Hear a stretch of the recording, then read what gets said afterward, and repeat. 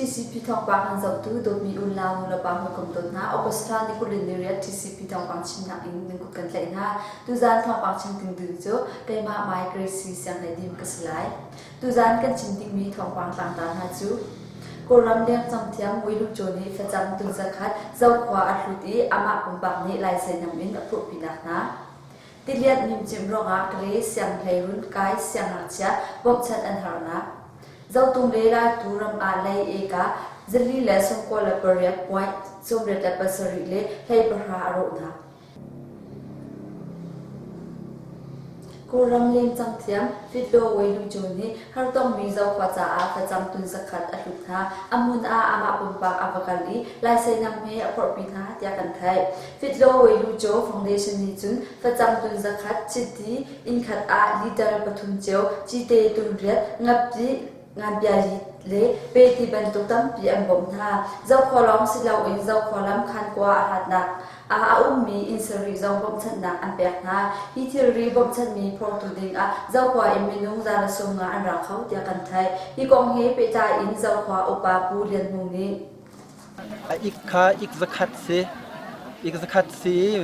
มิวเนทุยอุกินอันกันทุยมีอีกซ้อมรุกตุขาฮิกามุนนาหินอภาริเล่าตุยอภามีให้วิลุโจนิพอดมีอีกสักขัดขักันระพอดเลี้ยวสิฮิกากมากระตวนมีโจเจ้าขัวเกษยีโกมติยางุยทิ้งกสิอุกสุจีอูเลียนหงกสิเจ้าขัวฮิกาเมียงกัวอารามีโจมินุงซาเลสอมงากันสิเจ้าขวาเลยอรอกมีฮีเอกาสมลีเลปสรีปอยไอโจกุกุลเลปทุมมีฮีสมลีเลปโรรังปริยัดอินเชียร์ชิมอาหามีอินไทรุกอันซีไฮโดรอิเล็กทริกเซซงนนแจกนนน้องนี้อรวนหูอีอันพุ่มดีดินตีกันหลักหนักไปชวนสมเด็จอรอกตัวเรบาเลอดัมดังกันจินนักตุมเอกาสมตุมเลปคัดงาการเอกาเป็นนี้เสียงลายรุ่นตังเรียเสียงอินซองอะไรฟังอินอากาศเดียเจ้าขวาขบวยสินอินทองกันไทยเจ้าขวาคนลุนฮีอินซาเลอินชาโคทารีอินสมสรีอันซาปีอินซาเลอินสมเด็จอันซีอตุเลียวก็แก่ปุยจิมฮานักเตเลียนเลวลัยมีบรองอักกะเลเสียงในรุ่นปฐุมกะเลยูนิเวอร์ซิตี้คอมพิวเตอร์ยูนิเวอร์ซิตี้เทคโนโลยียูนิเวอร์ซิตี้อินเสียงในรุ่นอากาศมีสมรุปประคัดอินเลลาวรองอานาอันต้องเตียทองกันไทยจะอินควาตัดอินกะเลแบงซองติเลียนรองตีนี้อินตัมปีอภูมิดินหายฝากปีอินฮานาอันตองกะเลเสียงให้รุนปฐุมอินเสียงหักเชียดีลักปีทองสมสรีอินทองสมเด็จกัลกันซีจุดจุงาหักขาดจางเสียงหักเชียดีจังอินสรุปกัลกันซีไล่เสียงให้รุนเสียงหักเชียบุกะเล LSSB นี้อตุบันตุติเลียนเลมิมจิรองฮานาอัตองมีเสียงหักเชียนาจาขวขันไล่เรียนนักง่ายจากติงอิน LSSB ก็เลย Emergency Charity Fund จากคอมมิตี้อันเดียร์จูอันเดียร์มีคอมมิตี้นี้จุนเตลียนมิมจิมรองไล่เสียงไล่รุ่นเสียงหักชาบูก็เลยจุงอินมินุสมบุกลับประคัดหานาอันตองจูสมบุกลับประคัดส่งฮาร์บิกมีเลยเสียงอินอากาศขลามีมินุปกุลคอมมิตี้นี้อันชิมนาเสียงอินคาร์ปีเสียงอินคาร์สิไลนักอาชขัดลองอาดูจังก็เลยยูนิเวอร์ซิตี้เลยคอมพิวเตอร์ยูนิเวอร์ซิตี้โอคุสตานิเลสรีอาคาร์ปีจามิป่วยอันตัวจังไรเทคโนโลยียูนิเวอร์ซิตี้โอคุสตานิโคลินิทุมาจามิป่วยอันทกจังไรสักขัดซุงเสียงอินกายนักจ้าลุงระไทยวันสังอาวินอันจูจ่ามินุงประคัดของสมาเจียววงชันนักแบกอันเสียจุนสักขัดซุงเสียงอินกายนักจ้าบวกหลักอิน60%จูอันจัดนำนาไลจูจ่ารำชงรำแรงชิมมีนุลปานีฟิมนาจองเลียวมีนำฟ้าเลยจำจริงตีนจำปุยกันจิตโคอีเสียอินกันดิโคนักเด้งนักกันบ่มชันเจียวนักไลแต่โดนนักเลยจำฟ้านักเฮกันนินุลนะเดีย LSSB ก็เลย Emergency Charity Fund in สไลด์ชันเรียนนี้ TCP Channel อาชิมฮาร์นักต้องมีมินุงสมบุกเลปคัดอินอาร์ซาคุณมีเลยบ่มชันอาหาวเตียติมีมินุงปะปุกุลนาจูฮักคาอินโดดเลซุงทะเลซุงวางบอยทองวางเอียงซีรางกับเลียนจิงจาร์จินสไลด์วันทินินสไลด์เจมส์ในทางอันซีจาอินไมยัดนาอองไมตินบาร์ไมคินดีไมจิตกูสไลด์มังรุนซังไมมุนทบางอันซีมุตุปีอินไม Amazing Grace slide nyang big kan go in slide biak ling tham jing kha in mai to chin thui pakhu in slide han un u mando in slide biak cheu an si tia kan thai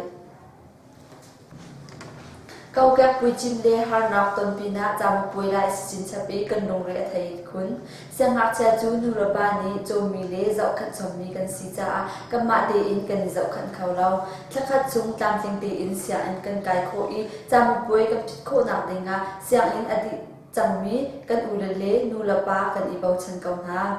aran nak in bom chan đê diar kam cần har câu tia LSSB kali an free to present slide yak mon thang ni TCP channel la chim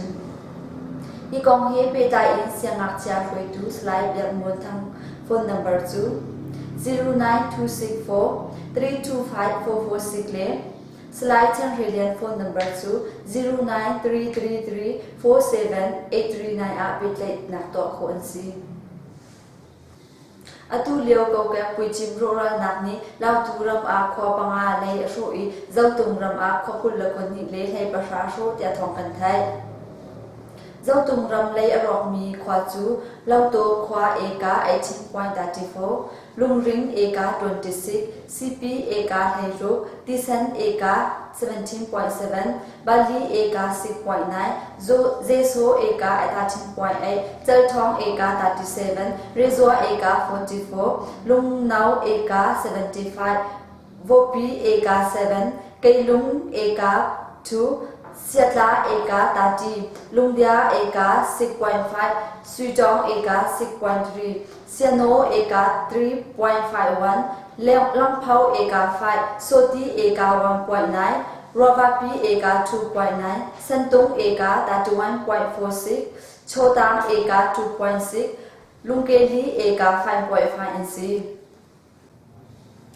Lau Turam Long Klang Le e ka 4.7 Zaumang e ka 8.63 Sati e ka 27 Le Kang e ka 23.9 Zapo e ka 60 NC Hay arok mi hi minung kal nak hay NC Lau to le lung nau khwa kal hay lung ring khwa bong hay CP khwa bong hay KC khwa hay Bali khwa hay Voti khwa hay Sita khwa hay Tu Pai khwa hay Suitong khwa hay Azapi in hay Paransi Rezua in Seri Jal Thong in Nga Zeso in Thum Aika in Thum Lau to in hay Riat Lung nau in Seri Siatla in Kul in Rup Tu he in Nga Lungdua in Nga Thong O in Li Khwarang in Li Cây lung in Kwan Si Cây lung chu an Kwan in Arok I Umo Atlak Ti Lau Cha A Khothar La A Hau Tia An Ti Zau Tung Ram in Arok Mi Za Pi Hi in Song Kwal in Ru An Si Tia Thong Kan Thai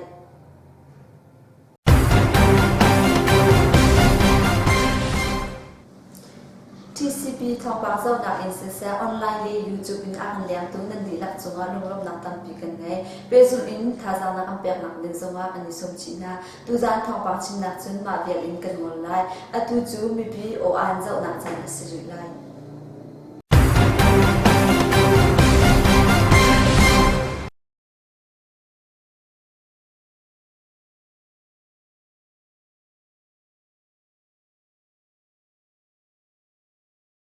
TCP channel zau tu dot minu da pa u da naw na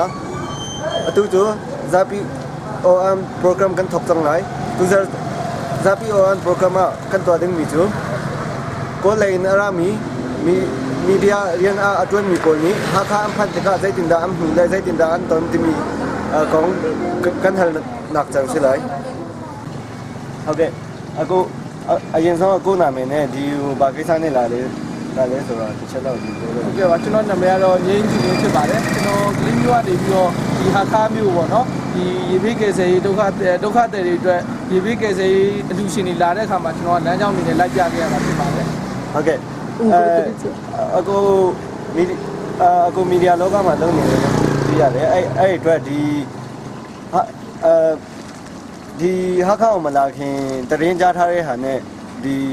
တကယ်ဟာခါမျိုးကိုရောက်တဲ့အချိန်မှာဘယ်လိုခံစားရလဲမသိဘူးအခု ဟုတ်ကဲ့ကျွန်တော်ပထမသတင်းကြားတဲ့ခါကျတော့ကျွန်တော်တို့ဒီအဲ့လောက်ကြီး ဟိုဆိုးလောက်ဘူးပေါ့နော်ကျွန်တော်သိတာဒီမှာ round down လောက်ပြိုတယ်ပြီးတော့မျိုးဟောင်းတွေပြိုတယ်ပြီးတော့ရက်ွက်တွေဟိုကြေးရွာတွေပြိုတယ်ဟိုအဲ့လောက်ပဲသိတာဒီရောက်တဲ့ခါကျတော့ဒီကျွန်တော်တို့ကြားတာထက်ပိုပြီးတော့စိုးစိုးဝါးဖြစ်နေအောင်ကျွန်တော်တို့သိရှိခဲ့ရပါတယ် ဟုတ်ကဲ့ဒီအပေါ်မှာဒီအစိုးရပိုင်းပဲဖြစ်ဖြစ်ဒီ local CSO တွေပဲဖြစ်ဖြစ်ဒီသူတို့ရဲ့လောက်ကင်ပုံတွေပြီးတော့လှုပ်ရှားပုံတွေအပေါ်မှာအကိုရဲ့မီဒီယာသမားတယောက်နေတဲ့ဒီလိုမျိုး ဟုတ်ကဲ့ကျွန်တော်အတွက်မြင်ရတော့အခုကတော့ကယ်ဆယ်ရေးလုပ်ငန်းတွေမှာတော့စနစ်တကျနဲ့အစိုးရပိုင်းရော CSO ပိုင်းတွေရောကောင်းကောင်းလုပ်ထားတာတွေ့ရပါတယ်ဒီရေဘေးစကန်တွေမှာဆိုလို့ရှိရင်ဒီဆန်တွေစားတောက်ဆရာတွေကနေဖို့ထိုင်ဖို့ကလုပ်ထားနေမှာတော့တော်တော်စနစ်တကျလုပ်ထားတာတွေ့ရပါတယ်တခုပဲတွေ့ရတာတော့ဒီဘက်မှာဖြစ်သွားတာလေဒီရေဘေးကြောင့်ဒုက္ခရောက်သွားတော့ရက်20ကျော်ကြာသွားပြီဒုက္ခတွေတွေကလည်းနေရတာစခန်းတွေမှာနေရဆိုရင်ရက်20လောက်ရှိသွားပြီဒါပေမဲ့အခုချိန်ကြီးသူတို့ပြန်လဲထူထောင်ရေးအတွက်လုပ်ပေးရမှုကအားနေတာတွေ့ရတယ်။ဘာတွေ့ရလဲဆိုတော့ခါကျတော့ဟိုကြေးရွာတွေလုံးဝပျောက်သွားတဲ့ရွာတွေဆိုလို့ရှိရင်အခုဒီနေစရာနေရာပြန်ပြီးစီစဉ်ပေးတာမျိုးမရှိသေးဘူး။ပြီးတော့ခါကျတော့ဒီအိမ်ပြိုသွားတဲ့အိမ်တွေဆိုလို့ရှိရင်လည်းအခုဒီအိမ်တွေဒီတိုင်းတန်းလိုက်ဝိုင်းပြီးတော့ဖြတ်ပေးတဲ့ဘာဟာမျိုးတွေပြန်ပြီးတော့ဘယ်နေရာချတာချက်ချင်းလှုပ်ဆောင်တာမျိုးတွေပြန်အဓိကတော့ပြန်တဲ့ဒီဆောက်ရေးမှာလုပ်ငန်းတွေမှာအရန်အားနေနေအောင်တွေ့ရတယ်ဗျ။ ဟုတ်ကဲ့နောက်ဆုံးအနေနဲ့အခုတခုခုပြောချင်တာများရှိနေလား ဟုတ်ကဲ့အဓိကကျွန်တော်ပြောချင်တာကတော့ဒီပြန်လဲထူထောင်ရေးကိုအဓိကအခုချိန်မှာပြန်ပြီးတော့လုပ်ပေးစေချင်ပါတယ်နောက်တစ်ချက်ကဒီအလူရှင်တွေနေနဲ့ဟို private အဖွဲ့နဲ့ကလေးကနေဟာခါကားလမ်းတစ်ခုတည်းရှိတဲ့အခါမှာလာတဲ့အချိန်မှာသူကဟိုကားတွေကအရန်ငှားတာအရန်ခတ်နေတယ်အဲ့ဒါလေးတွေကိုဒီပြည်နယ်အစိုးရအနေနဲ့ဟိုဝင်ပြီးတော့ခါကျတေချာလေးကူညီပေးစေချင်လို့ CSO တွေနေရလဲဒီကားသမားတွေနဲ့ချိတ်ဆက်ပြီးတော့ private အဖွဲ့နဲ့ချိတ်ပြီးတော့တေချာလေးကားငှားတာဆင်ပြေအောင်ဒီဝိုင်းပြီးတော့ခါကျတော့ကူညီပေးစေချင်ပါတယ်ဟုတ်ကဲ့အခုလိုဖြေချပေးရတော့ကိုငင်းလူမျိုးကိုအထူးကျေးဇူးတင်ပါတယ်ဟုတ်ကဲ့ပါကျွန်တော်လည်းချင်းနှံမှုအဖွဲ့ကိုကျေးဇူးတင်ပါတယ်ဟုတ်ကဲ့အရင်ဆုံးအကိုရဲ့နာမည်နဲ့ဘယ်သတင်းဌာနမှာလုပ်လဲဆိုတာနဲ့ဒီကိုဘာကိစ္စနဲ့လာရောက်လဲဆိုတော့ကျွန်တော်ရင်ခုံးပြပါလို့ကျွန်တော်က level media ပေါ့နော်ဟုတ်ကဲ့ level media ကကျွန်တော်တော့ပြလောက်ပါဘာအတွက်ဒီလာလဲဆိုတော့ကျွန်တော်ဒီမှာဒီချင်းပြည်နယ်ကဘာဘေးဖြစ်သွားတဲ့ကျွန်တော်တို့ဌာနအနေနဲ့ကျွန်တော်အလူရှင်တွေကနေပြီးတော့နော်ဒါပြီးတော့ဒီရဲဟာဒီကျွန်တော်တို့တောင်းခံပြီးတော့ကျွန်တော်ကလိုက်ပြီးရတယ်ဒီကဒီချင်းပြည်နယ်မှာမဟုတ်တခြားနေရာတွေလည်းကျွန်တော်တို့ကလိုက်ပြီးတော့လူသားနေတဲ့ဖွဲ့ရှိတယ်နော်ဟုတ်ကဲ့ဟုတ်ကဲ့နောက်တစ်ချက်ကဒီအကိုတရင်မှာကြားထားတဲ့ပုံစံနဲ့ဒီမှာတကယ်လက်တွေ့မြင်ရတဲ့ပုံစံနဲ့ဒီဒုက္ခတွေကအကိုရဲ့အမြင်လေးတစ်ချက်တော့ဟုတ်ကဲ့ဒီကတော့ကျွန်တော်တို့ဒီမှာမတက်ခင်တုန်းကပေါ့နော်ချင်းတော်မတက်ခင်တုန်းကတော့ဒီမှာအခြေအနေတော်တော်ဆိုးနေတယ်ဆိုတဲ့အနေအထားကိုကျွန်တော်ကြားရတာပေါ့တကယ်တော့ကျွန်တော်တို့ဒီပေါ်တက်လာတဲ့အခါမှာကျွန်တော်ရောက်တဲ့အချိန်မှာဒီမြို့ပေါ်ပေါ့နော်မြို့ပေါ်မှာရှိတဲ့အ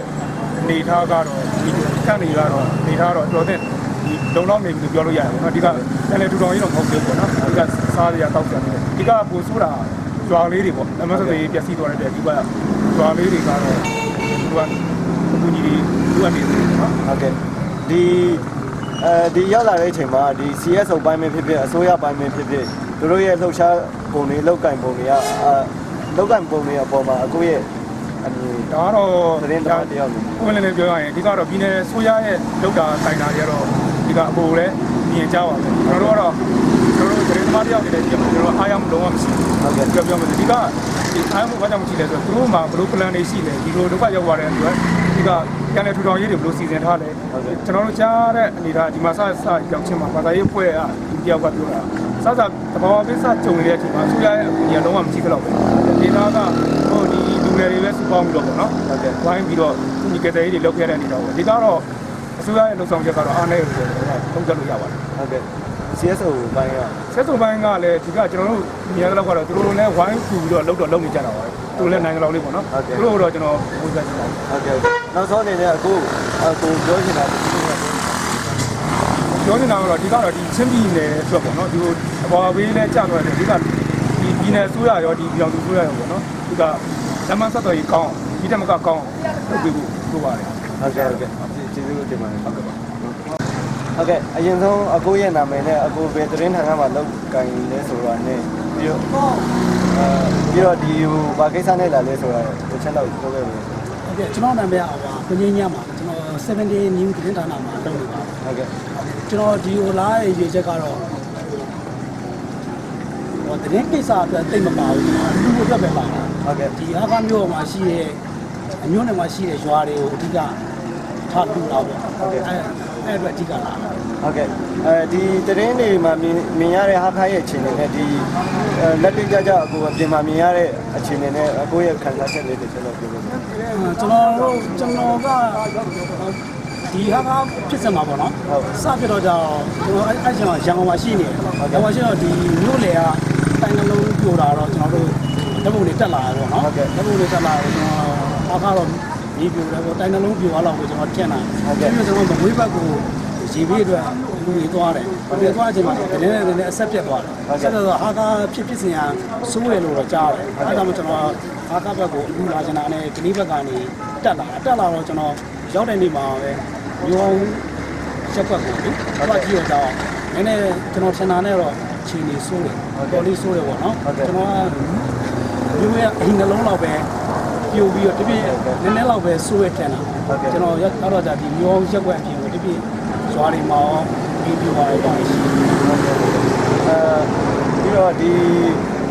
အစိုးရဒီဖြစ်စဉ်ပေါ်မှာအစိုးရရဲ့လောက်ကုန်တိုင်ပင်တွေဖြစ်ဒီ local CSO တွေရဲ့လှုပ်ရှားပုံတွေဖြစ်အခုရဲ့သတင်းသမားတရားနေတာဒီလိုနေနေဆိုရလုံးဝကံပေါ်ကတော့တိတ်အားမရအောင်ဆိုတာဒီဖြစ်စဉ်ဖြစ်တော့ကြဇွာတွေမှာလမ်းပိတ်ဆို့မှုတွေဖြစ်တယ်ဒါမှလမ်းပိတ်ဆို့မှုတွေဖြစ်တော့ကြဇွာတွေဘက်ကိုပစ္စည်းပို့ဖို့ရမရောက်နိုင်ဘူးဇွာတွေကလည်းဒီကိုချင်းချင်းနဲ့အာယူကျွန်တော်တို့ဆိုတော့ဒီကမှာနေပြတော့ဟုတ်လားဘာလို့လဲတော့တုံးကြီးတော့ရညက်ကခဲတယ်ဟုတ်ကဲ့ဒီလမ်းပိုင်းပေါ့ဒီကလေးနဲ့ဟာကားနဲ့လမ်းပိုင်းကလေးနဲ့ဟာကားနဲ့လမ်းပိုင်းကိုကောင်းကောင်းမလုပ်နိုင်ဘူးကောင်းကောင်းတော့ကျွန်တော်တို့ကားပါတစ်စီးတစ်စီးကိုခဏသိရှင်းနေအောင်ပေးနေရမကုန်သေးတဲ့ကုန်ကြအောင်မှုတွေပေါ့နော်တို့ကလမ်းကိုကောင်းကောင်းမလုပ်နိုင်အဲဒါကြောင့်လည်းကျွန်တော်တို့ကားပါလေစီးကြမယ်နောက်တဲ့လူရှင်တွေရတယ်ဒီဘက်အများကြီးတက်လာတယ်ဥပမာပြင်ကျွန်တော်တို့မြေထဲမှာရှိအလူရှင်တွေဒီဘက်ကိုဒါမှစက်တွေလည်းမကောင်းဘူးကျန်တော့မှရန်စီးကြည့်တယ်အဲ့ဘက်ကလည်းနည်းပုံကြောင့်မရှိဘူးအဲ့ဒါကိုကတော့ကိုယ်ပုံတဲ့သဘောဖြစ်နေတယ်ဟုတ်ကဲ့နောက်ဆုံးကိုပြောချင်တာရှိတာဆက်ပြီးတော့ဆိုတော့ပြောချင်တာပေါ့နော်ဟုတ်ကဲ့ဇွာဘက်ဒီမှာအဘက်တွေကိုသွားတဲ့လမ်းပိုင်းတွေတော့ဒီအားကားလမ်းပိုင်းကိုအချိန်မီလုပ်ပြီးတော့အခုချိန်ကြီးတော့အားကားရဈေးရှိနေလို့ဟုတ်ကဲ့အခုလိုပြကြပေးလို့ကျေးဇူးတင်ပါတယ်ဟုတ်ကဲ့အရင်ဆုံးအမရဲ့နာမည်နဲ့ပြီးရင်ဒီအမဘေးသတင်းဌာနမှာလုပ်ရဲဆိုတာနဲ့ပြီးရင်ဒီဟာခမျိုးကိုဘာကိစ္စနဲ့လာလဲဆိုတာတစ်ချက်လောက်ပြောပြပါ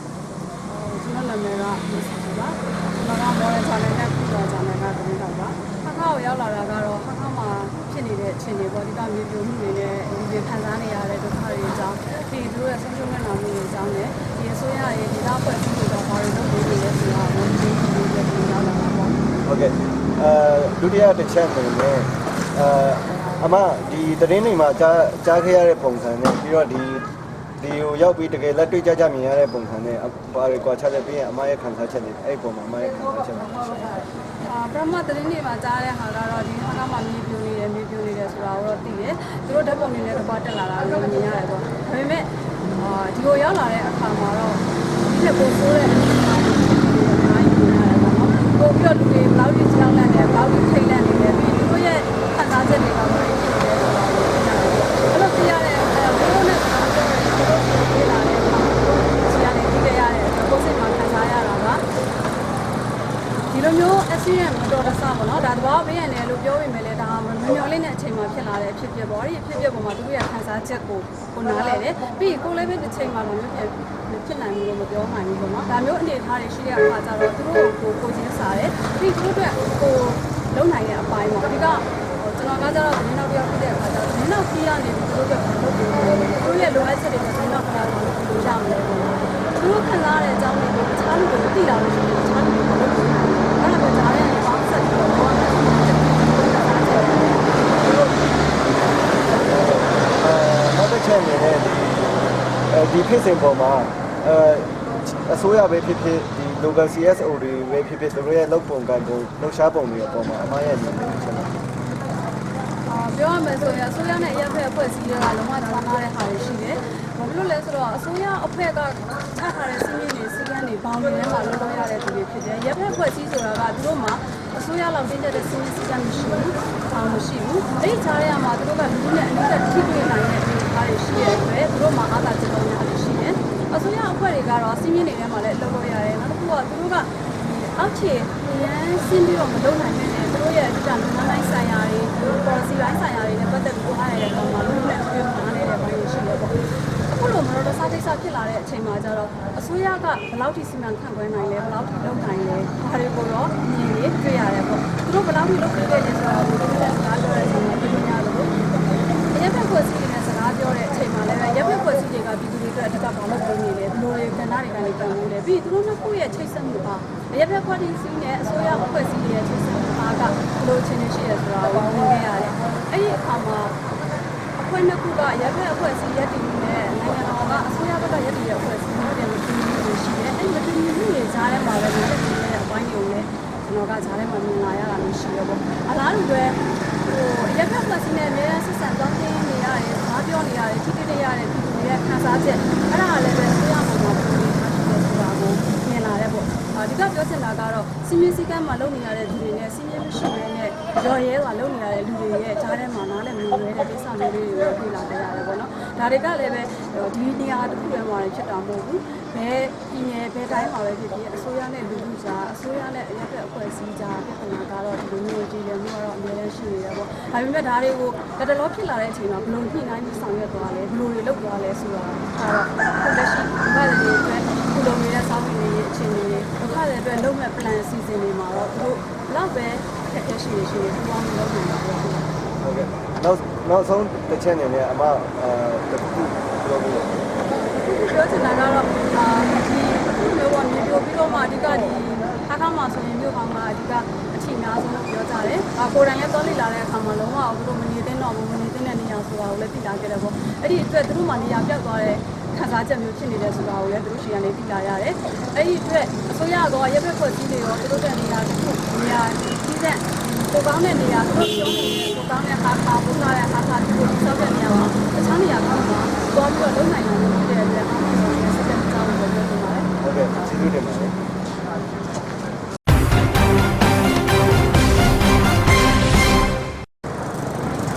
DCP channel giao tú đột minu là bao là nào hả ra piu am program tu tu việc dùng ngồi đi lại hinakin tha đâu lệ ram đâu in kan so ko nak lai tha za ra kam pe ri ko tha jang pe tu nan za pi tong a lung lang na tam pi kan nei